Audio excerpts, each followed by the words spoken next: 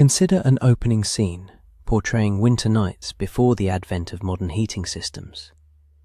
If your winter bedroom feels chilly, envision this scenario. A late 19th century night in New England, deep within the Scandinavian countryside, or inside a lone cabin on the Dakota frontier. No electricity, no plush foam mattress, no synthetic comforter, just a thin wooden wall separating a family from freezing temperatures, often even colder. Yet, here lies an intriguing paradox that warrants your attention for the next 15 minutes. Those individuals slept warmer than most of us do today. How did they endure hundreds of such nights without central heating, modern bedding, or the conveniences we now deem essential? What fundamental truth did they grasp that we have entirely overlooked? Tonight, on His Story Prime, we will reveal a technique so ancient and potent that it surpasses numerous contemporary solutions.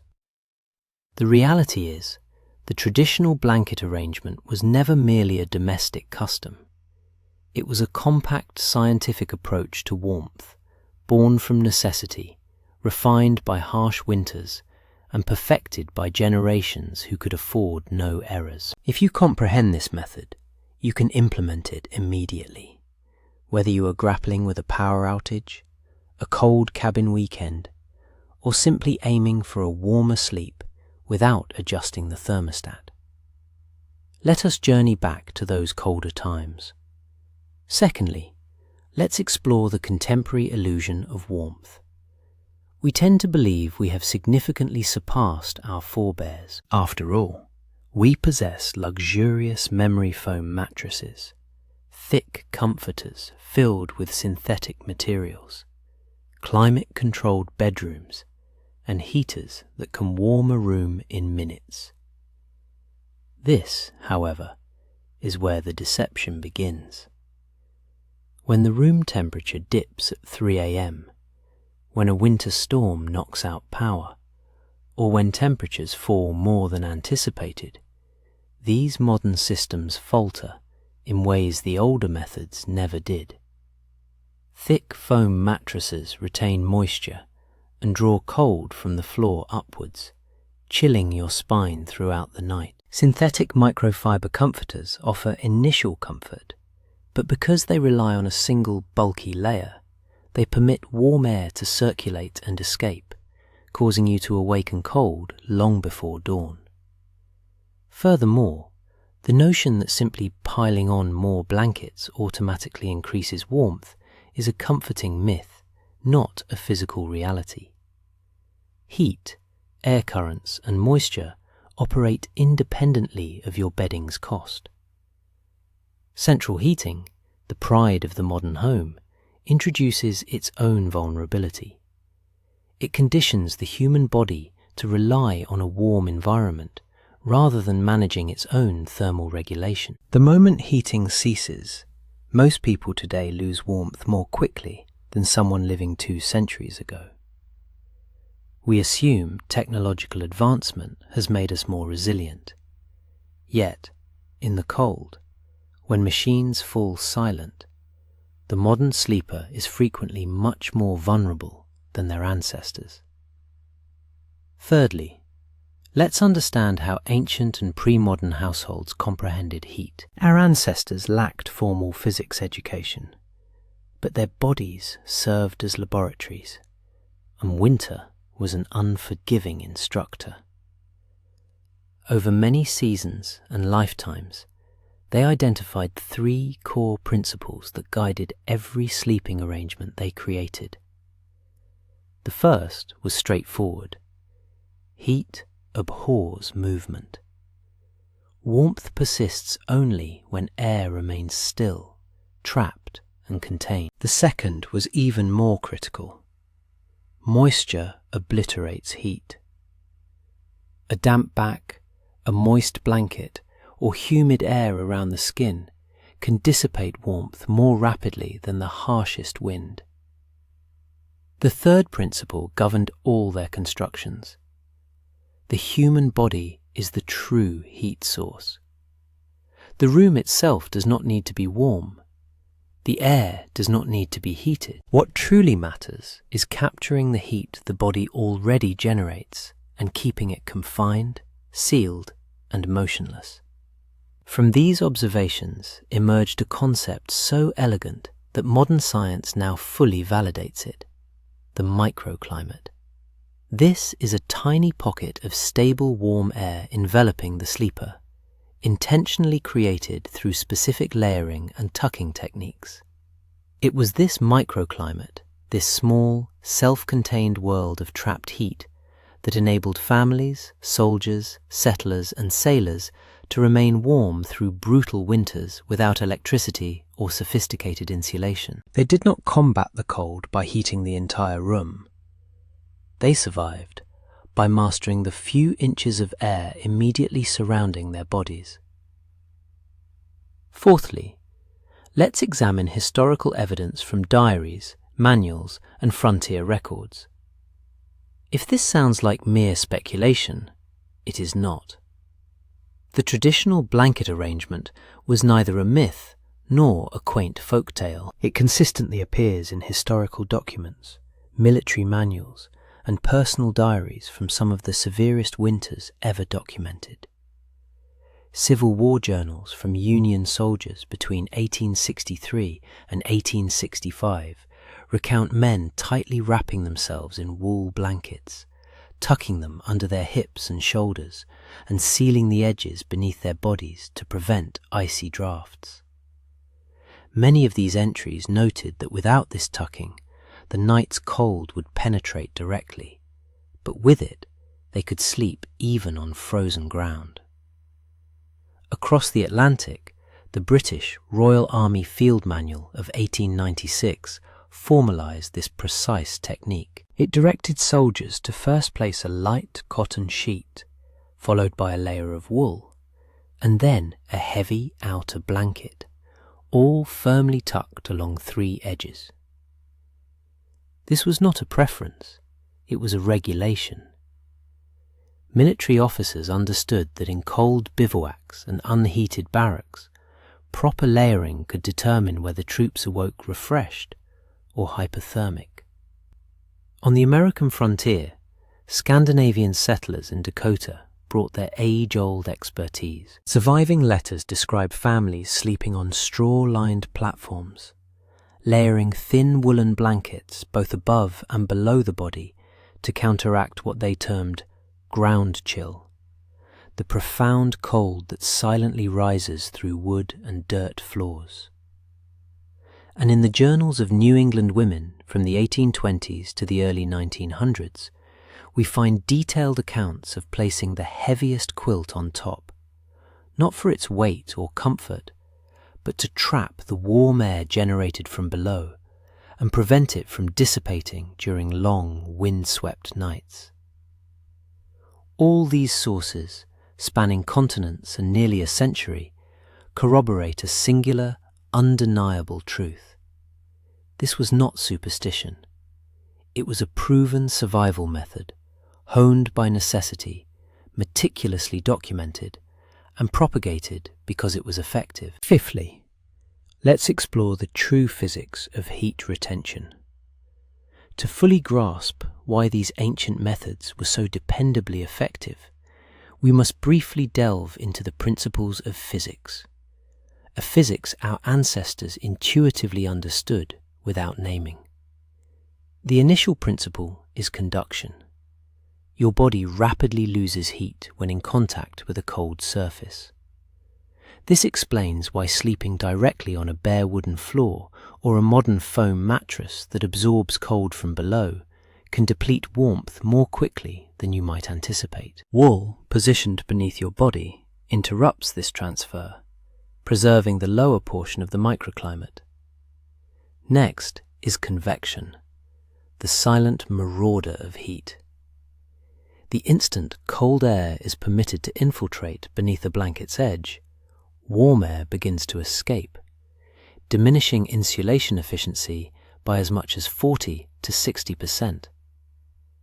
This is precisely why tucking was indispensable in historical systems. The blanket was not merely covering the sleeper, it was sealing the warm air inside. A third, less evident force is evaporative cooling. Even in winter, your body releases moisture through the skin. When this moisture accumulates beneath you or in an unsuitable bottom layer, it relentlessly siphons away warmth. This is why wool was favored. It could absorb moisture without flattening or feeling damp.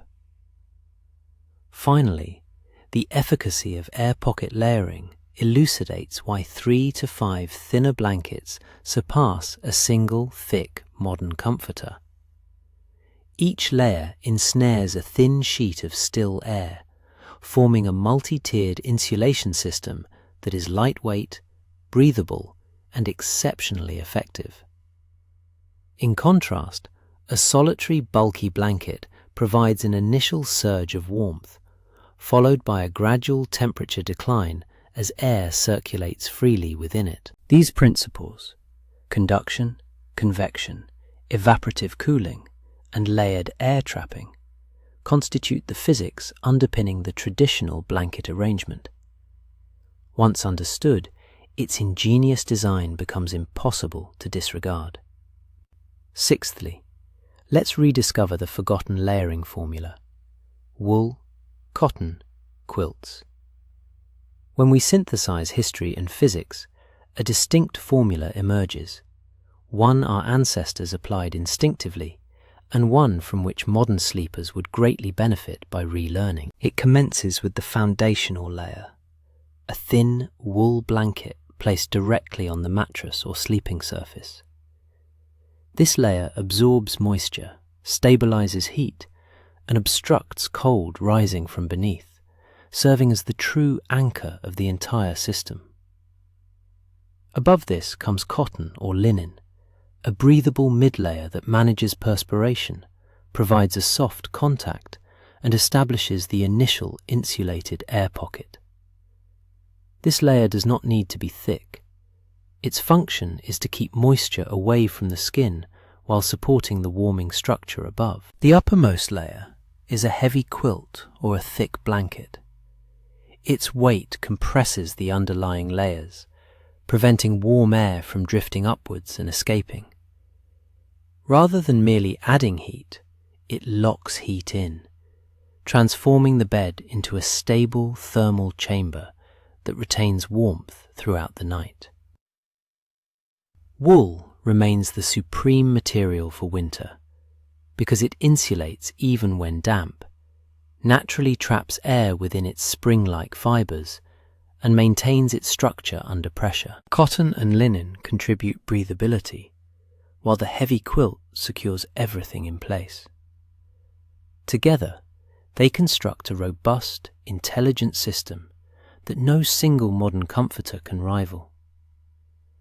Modern comforters offer a quick surge of warmth, but as the night progresses, the temperature drops sharply, a flaw the old system entirely circumvented.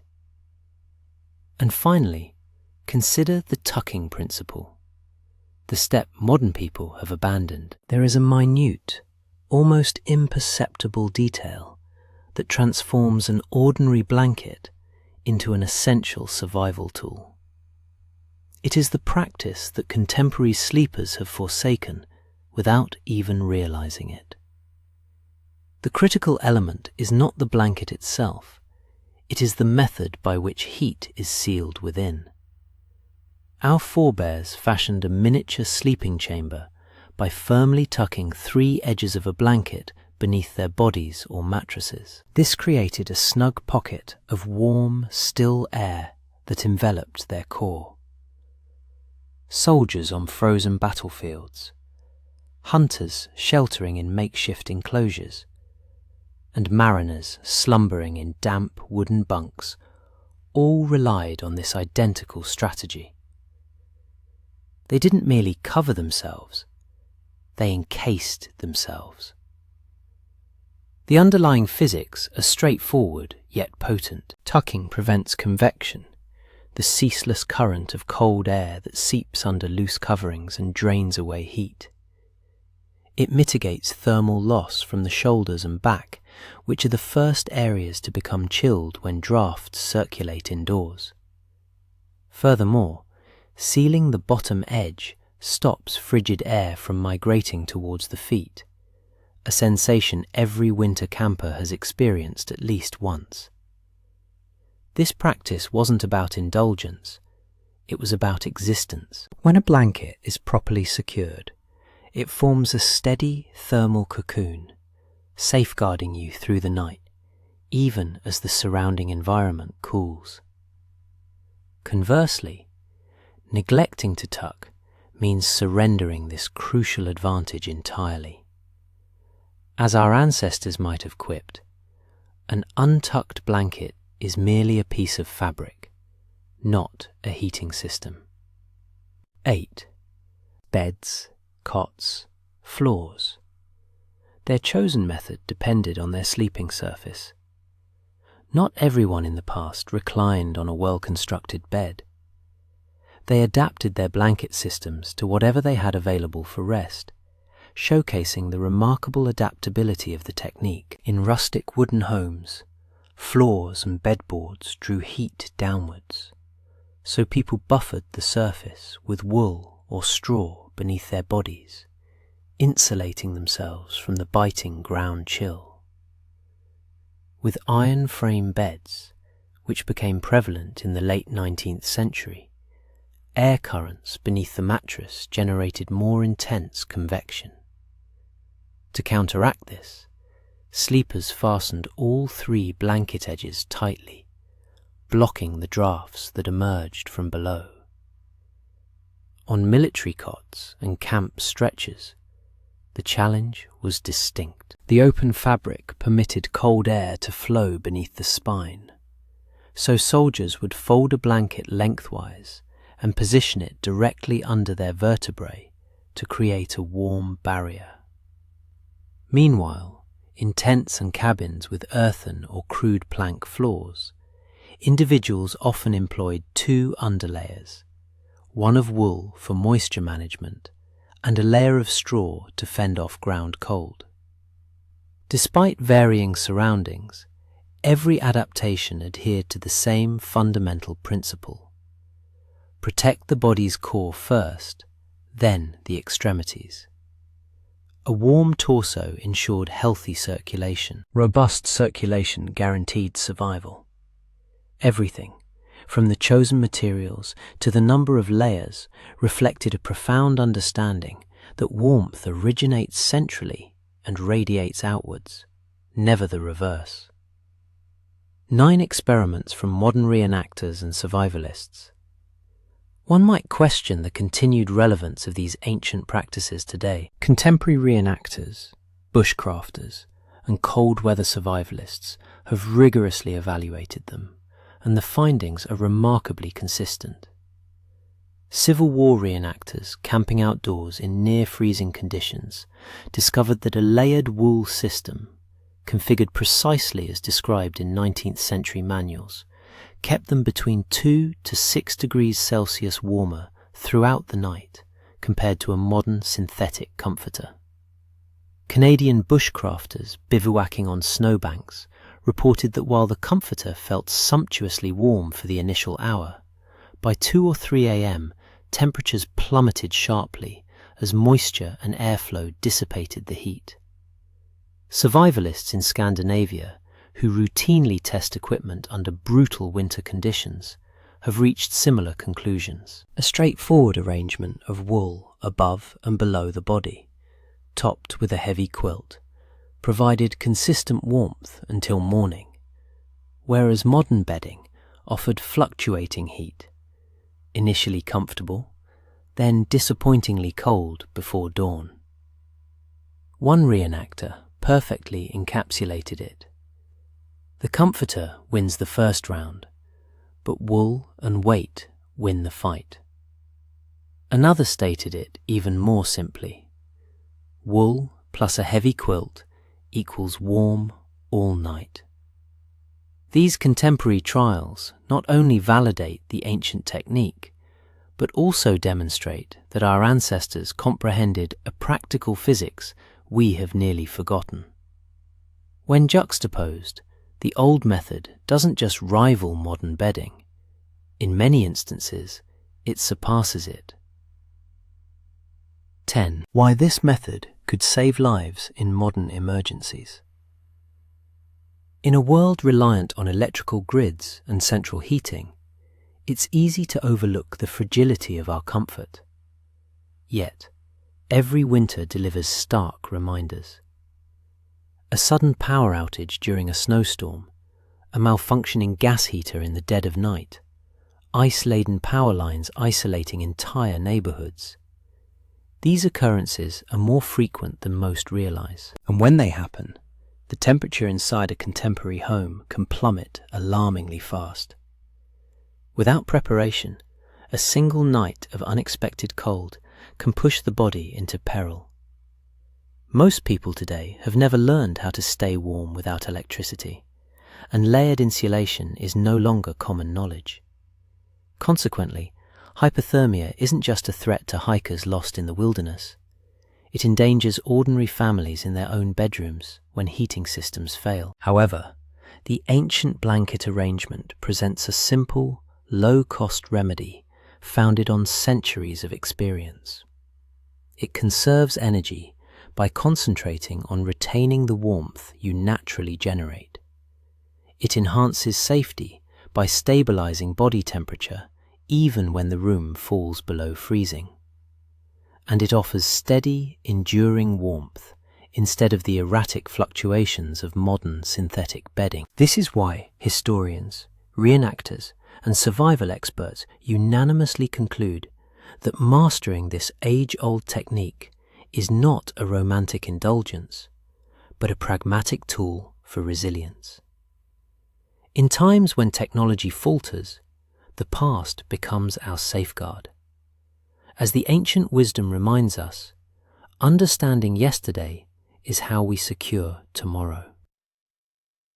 11. Rebuilding the ancient bed in a modern home. Integrating this forgotten method into contemporary life doesn't demand abandoning modern conveniences or purchasing costly equipment. It merely requires reorganizing what you already possess and applying the principles our ancestors understood so keenly. In a modern apartment with a thick foam mattress, the objective is to recreate the lost microclimate. Position a wool or wool blend blanket directly on the mattress to form a moisture-regulating base. Then, add a breathable cotton sheet above it, and finally, seal in the warmth with a heavier blanket or quilt tucked along the edges. In an older wooden house where drafts ascend through the floorboards, the emphasis shifts to insulation beneath the sleeper. Incorporate a folded wool layer under the torso and hips, or even a second blanket beneath your back to interrupt cold conduction from below. This straightforward adjustment significantly boosts warmth because it safeguards the body's core, where heat loss poses the greatest danger. And in a crisis, the method becomes even more potent. With just 3 ordinary blankets, you can assemble a survival-grade sleep system.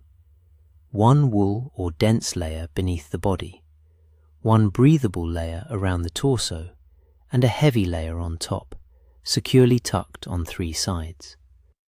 No electricity, no synthetic fill, no specialized gear needed, just arrangement and intent. The elegance of this ancient approach is that it demands no financial outlay.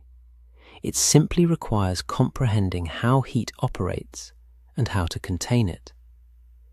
Reconfiguring your existing bedding can transform a cold room into a secure sanctuary, just as it did for countless generations before us. 12. Closing reflection. For most of human history, the bed served as a survival instrument. Beyond merely a place for repose, it was the front line of winter endurance, the singular refuge where warmth had to be fiercely protected through every protracted, unforgiving night. Families didn't simply slide under their blankets to unwind. They entered a carefully constructed haven, shaped by knowledge passed down through ages. Knowledge that could determine the difference between waking up vital or not waking up at all. Today, enveloped in the ease of central heating, we have forgotten the bed's former significance.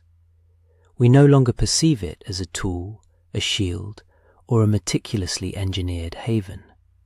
Yet, the methods persist, awaiting anyone who chooses to recall them. By grasping these ancient techniques, we re-establish a connection with a human wisdom that modern convenience has nearly obliterated.